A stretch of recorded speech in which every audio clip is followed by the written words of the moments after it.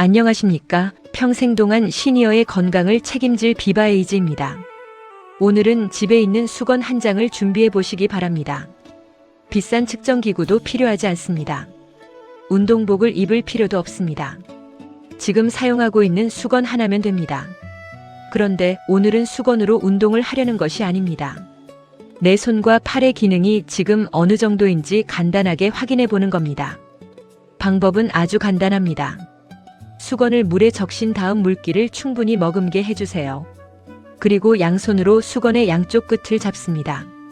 이제 빨래를 짜듯이 양손을 서로 반대 방향으로 돌려보세요. 한번 천천히 해보고 이번에는 조금 더 힘을 줘서 비틀어 보십시오. 바로 이 동작에서 우리가 확인할 것이 있습니다. 수건에서 물이 얼마나 많이 나왔느냐가 아닙니다. 손에 힘을 얼마나 안정적으로 줄 수 있는지입니다. 수건을 꽉 잡기 위해서는 손가락과 손바닥의 근육이 필요합니다. 수건을 비트는 과정에서는 손목과 전완부의 근육도 함께 작용합니다. 그리고 양손을 서로 다른 방향으로 움직이기 때문에 손과 팔의 협응 능력도 필요합니다. 즉, 단순히 수건을 잡는 행동처럼 보이지만 실제로는 여러 기능이 동시에 필요한 동작입니다. 그래서 이 간단한 행동에서 의외의 차이를 느끼는 분들이 있습니다. 예전에는 수건을 한 번에 힘껏 비틀었는데 최근에는 손에 힘을 줘도 수건이 잘 돌아가지 않습니다. 혹은 수건을 잡는 것부터 불편합니다. 어떤 분은 오른손은 괜찮은데 왼손은 유난히 힘이 빠지는 것을 느끼기도 합니다. 그렇다면 이런 차이를 어떻게 봐야 할까요? 여기서 중요한 것은 다른 사람과 비교하는 것이 아닙니다. 옆에 있는 배우자나 친구보다 내가 약한지를 확인하는 테스트도 아닙니다. 사람마다 손의 크기와 근육량이 다르고 주로 사용하는 손도 다르기 때문입니다. 오늘 테스트에서 가장 의미 있는 비교 대상은 바로 과거의 나입니다. 몇 년 전에는 아무렇지 않게 했던 동작이 지금은 어려워졌는지 이것을 기억해 보는 것이 중요합니다. 특히 수건을 비틀면서 다음 세 가지를 구분해 보십시오. 첫 번째는 힘 자체가 부족한 느낌입니다. 두 번째는 손목이나 팔에 통증이 생겨서 힘을 제대로 줄 수 없는 경우입니다.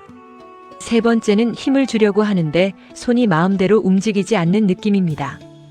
이 세 가지는 비슷하게 느껴질 수 있지만 의미는 다릅니다. 단순한 근력 저하라면 힘을 주는 과정에서 전반적으로 힘이 부족한 느낌이 나타날 수 있습니다. 반면 통증이 먼저 나타난다면 근육의 힘만으로 설명하기 어렵습니다. 손목이나 팔꿈치 주변의 관절과 힘줄에 문제가 있을 가능성도 생각해야 합니다. 그리고 힘을 주려고 하는데 손가락이 원하는 대로 움직이지 않거나 물건을 자주 떨어뜨리거나 특정 부위의 감각이 둔해지는 느낌이 있다면 신경 기능의 문제도 확인할 필요가 있습니다. 따라서 수건 테스트를 할 때는 단순히 나는 수건을 3개 짤 수 있다. 또는 나는 수건을 잘 못 잔다. 이렇게만 판단해서는 안 됩니다. 어떤 느낌으로 어려웠는지를 관찰해야 합니다. 여기서 또 하나 재미있는 점이 있습니다. 수건의 상태에 따라서 테스트의 난이도가 달라진다는 것입니다. 마른 수건은 아무리 강하게 비틀어도 물이 나오지 않습니다. 너무 얇은 수건은 손에 제대로 걸리지 않을 수 있습니다. 반대로 지나치게 두껍고 큰 수건은 손의 크기에 따라 잡는 것 자체가 어려울 수 있습니다. 따라서 매번 같은 조건에서 비교하려면 비슷한 크기와 재질의 수건을 사용하는 것이 좋습니다. 그리고 바닥에 물이 떨어질 수 있기 때문에 미끄러지지 않는 장소에서 진행해야 합니다. 앉아서 테스트하는 것도 괜찮습니다. 중요한 것은 몸 전체의 힘을 이용해 억지로 수건을 비트는 것이 아니라 손과 팔의 기능을 자연스럽게 사용하는 것입니다. 이제 조금 더 중요한 부분을 보겠습니다. 수건을 짤 때 양손의 차이를 느껴보십시오. 오른손으로 잡았을 때와 왼손으로 잡았을 때 느낌이 같은가요? 한쪽은 수건이 쉽게 돌아가는데 다른 쪽은 거의 움직이지 않습니까? 그렇다면 먼저 평소 어느 손을 많이 사용하는지 생각해 보십시오. 오른손잡이라면 오른손이 조금 더 편한 것은 자연스러울 수 있습니다. 문제가 되는 것은 원래부터 있던 작은 차이가 아닙니다. 예전에는 별 차이가 없었는데 최근 들어 한쪽 손의 힘이 뚜렷하게 떨어졌다는 변화입니다. 특히 그 변화가 갑자기 나타났다면 더 주의해야 합니다. 갑자기 한쪽 손이나 팔에 힘이 빠지고 말이 어눌해지거나 얼굴 한쪽이 처지거나 갑자기 걷기가 어려워지는 증상이 함께 나타난다면 단순한 근력 테스트를 하고 있을 상황이 아닙니다. 이런 증상은 뇌혈관 질환을 포함한 응급질환의 신호일 수 있기 때문에 즉각적인 의료 평가가 필요합니다. 반대로 몇 달이나 몇 년에 걸쳐 서서히 힘이 떨어졌다면 원인을 조금 다르게 접근할 수 있습니다. 활동량이 줄었을 수도 있고 근력 자체가 감소했을 수도 있습니다. 손목이나 팔꿈치의 문제일 수도 있습니다. 신경이 눌리는 문제일 수도 있습니다. 따라서 수건 테스트는 원인을 찾아내는 검사가 아니라 내 몸에 변화가 생겼는지를 알아차리는 출발점으로 생각하는 것이 가장 정확합니다. 그렇다면 수건을 어느 정도 세게 짜야 정상일까요? 많은 분들이 이 수치를 궁금해하실 겁니다.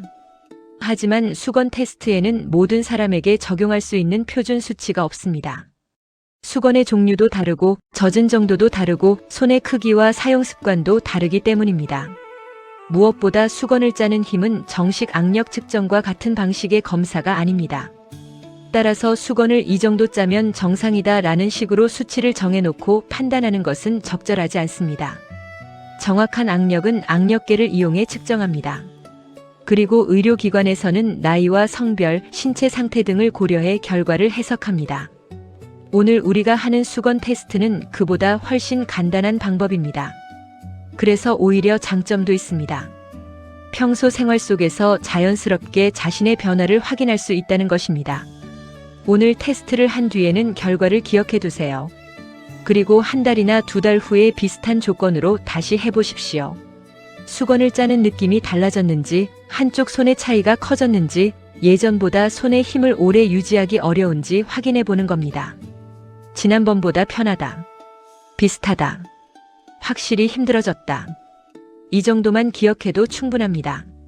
그리고 수건을 짜면서 손에 힘이 들어가는 것과 별개로 손가락이 저리거나 감각이 둔하거나 손목에 지속적인 통증이 있거나 특정 동작에서 날카로운 통증이 반복된다면 테스트 결과를 가지고 스스로 진단하지 마십시오. 이런 증상은 근육의 힘만으로 설명되지 않을 수 있습니다. 특히 통증 때문에 힘을 제대로 사용하지 못하는 경우에는 실제 근력이 약한 것과 구분해야 합니다. 그래서 수건 테스트를 할 때 가장 좋은 태도는 이것입니다. 억지로 최고 기록을 만드는 것이 아닙니다. 내 몸이 어떤 느낌을 보내는지 관찰하는 것입니다. 그리고 여기서 한 가지 오해를 바로 잡아야 합니다. 수건을 잘 짠다고 해서 근육이 모두 건강하다는 뜻은 아닙니다. 반대로 수건을 잘 짜지 못한다고 해서 반드시 근감소증이라는 의미도 아닙니다. 우리 몸의 근육은 부위마다 기능이 다르고 손의 힘만으로 전신의 근육 상태를 판단할 수 없기 때문입니다. 그래서 이 테스트를 건강검진의 대체 수단으로 생각해서는 안 됩니다. 다만 평소와 다른 변화를 발견하는 데에는 의미가 있습니다. 특히 일상생활에서 손의 힘을 사용하는 동작이 갑자기 어려워졌다면 그냥 지나치지 않는 것이 좋습니다. 병뚜껑을 여는 것이 갑자기 힘들어졌는지, 가방이나 물건을 잡고 있을 때 손에서 자주 미끄러지는지, 젓가락이나 수저를 사용할 때 손의 움직임이 달라졌는지, 이런 변화가 함께 나타나는지도 살펴보십시오. 이것은 모두 손의 기능을 일상생활 속에서 관찰하는 방법입니다. 그리고 중요한 것은 한 번의 결과보다 변화의 흐름입니다. 오늘 수건을 잘 짰다고 해서 앞으로도 계속 문제가 없다는 뜻은 아닙니다. 반대로 오늘 조금 힘들었다고 해서 당장 건강에 문제가 있다는 의미도 아닙니다. 우리 몸은 하루 컨디션에 따라서도 달라질 수 있습니다. 잠을 제대로 못 잤거나 손을 많이 사용했거나 운동 직후라면 평소보다 힘이 떨어질 수도 있습니다. 그래서 가능하면 몸 상태가 비슷할 때 비교하는 것이 좋습니다. 이제 마지막으로 오늘 테스트를 정리해 보겠습니다. 수건 한 장을 물에 적십니다. 양손으로 양쪽 끝을 잡습니다. 빨래를 짜듯이 천천히 빗습니다. 그리고 단순히 물이 얼마나 나오는지만 보지 않습니다. 손에 힘이 제대로 들어가는지, 손목이나 팔에 통증은 없는지, 양손의 차이가 지나치게 크지는 않은지, 예전보다 기능이 떨어졌다고 느껴지는지를 확인합니다. 이 네 가지를 기억하시면 됩니다. 그리고 갑자기 한쪽 손이나 팔에 힘이 떨어지거나 감각 이상, 언어 이상, 얼굴의 이상 같은 증상이 함께 나타난다면 수건 테스트를 반복하지 마십시오. 그때는 자가 테스트보다 의료적인 평가가 우선입니다. 오늘 수건 한 장으로 확인해 본 것은 단순한 손의 힘이 아닙니다. 평소 아무 생각 없이 사용하던 신체 기능을 한번 의식적으로 관찰해 본 것입니다. 건강을 확인하는 방법이 반드시 거창할 필요는 없습니다. 중요한 것은 내 몸의 변화를 놓치지 않는 것입니다. 오늘 직접 수건을 짜보셨다면 어떠셨나요? 오른손과 왼손 중 어느 쪽이 더 편했는지, 그리고 예전과 비교했을 때 힘의 변화가 있었는지 댓글로 남겨주세요. 다른 사람과 비교하기 위한 것이 아닙니다. 자신의 현재 상태를 기록해두는 작은 습관이라고 생각하시면 됩니다. 다음에 다시 확인했을 때 오늘보다 편해졌다면 그것도 의미 있는 변화입니다. 반대로 점점 어려워지고 있다면 그 변화의 원인을 한번 확인해 볼 필요가 있습니다. 오늘 준비한 것은 수건 한 장뿐이었지만 내 몸을 관찰하는 데에는 충분했습니다. 비바에이지는 앞으로도 어렵고 복잡한 건강 정보를 일상에서 직접 확인하고 실천할 수 있도록 쉽게 전달해 드리겠습니다. 오늘 영상이 도움이 되셨다면 좋아요와 구독, 알림 설정 부탁드립니다. 여러분의 건강한 하루를 진심으로 응원하겠습니다. 끝까지 시청해 주셔서 진심으로 감사합니다.